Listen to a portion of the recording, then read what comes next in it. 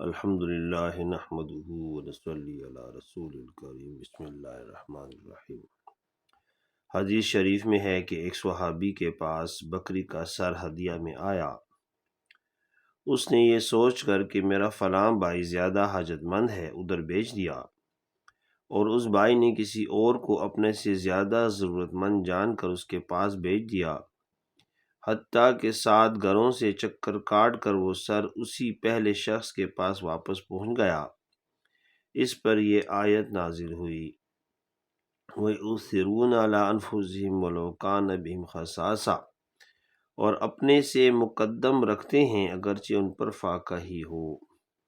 بعض کہتے ہیں کہ یہ آیت ایک انصاری صحابی کے بارے میں نازل ہوئی تھی، جس کا قصہ یہ ہے کہ حضرت صلی اللہ علیہ وآلہ وسلم کے زمانے میں ایک آدمی نے روزہ رکھا۔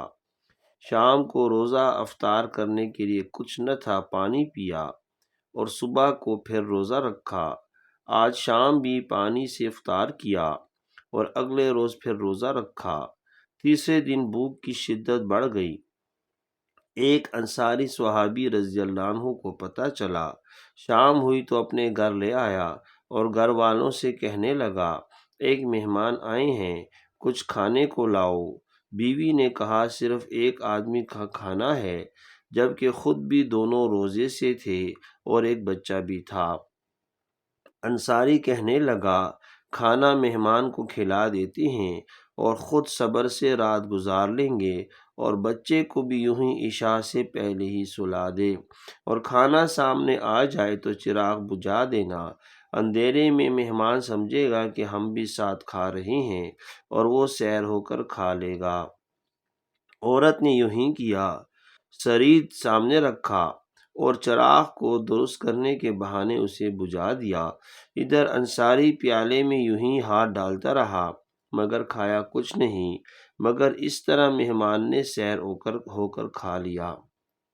صبح ہوئی، انصار نے رسول اللہ صلی اللہ علیہ وسلم کے ساتھ نماز ادا کی۔ آپ صلی اللہ علیہ وآلہ وسلم نے سلام پھیرا اور انصاری کی طرف متوجہ ہو کر ارشاد فرمایا کہ اللہ تعالیٰ تم دونوں میاں بیوی کے اس عمل سے بہت ہی راضی اور خوش ہیں، اور اس آیت کی تلاوت فرمائی، وَيُؤْثِرُونَ عَلَىٰ أَنفُسِهِمْ وَلَوْ كَانَ بِهِمْ خَصَاصَةٌ وَمَن يُوقَ شُحَّ نَفْسِهِ فَأُولَٰئِكَ هُمُ الْمُفْلِحُونَ، اور وہ لوگ اپنے پاس جو کچھ ہوتا ہے اس میں دوسروں کو اپنے اوپر ترجیح دیتے ہیں، گو خود کتنے ہی حاجت مند ہوں، اور جو شخص اپنی طبیعت کے بخل سے محفوظ رکھا جائے ایسے ہی لوگ فلاح پانے والے ہیں۔ یعنی اپنے آپ کو بخل سے بچانے والا شخص عذاب سے نجات پا لے گا۔ کہتے ہیں کہ حامد لفاف رحمۃ اللہ علیہ فرمایا کرتے تھے، میں تمہاری ان 4 باتوں کو اچھی نظر سے دیکھتا ہوں، گو یہ طریق سلف کے خلاف ہی ہے۔ ایک یہ کہ تم فرائض کو مختصر طور پر اہتمام سے ادا کرتے ہو، جیسے کہ سلف کثرت سے فضیلت کا اہتمام کرتے تھے۔ دوسرا یہ کہ اپنے گناہوں پر عدم مغفرت کا ڈر اللہ تعالیٰ سے یوں ہی رکھو، جیسے کہ اسلاف اطاعت کے قبول نہ ہونے کا خوف رکھتے تھے۔ تیسرا یہ کہ حرام مال میں اس قدر پرہیزگاری اختیار کرو جتنی کہ وہ لوگ حلال مال میں کیا کرتے تھے۔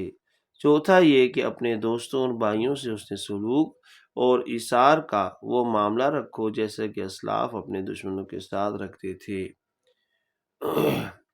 فقی ابوالعیس سمرقندی رحمۃ اللہ علیہ نقل کرتے ہیں کہ عیسیٰ علیہ السلام ایک بستی سے گزرے،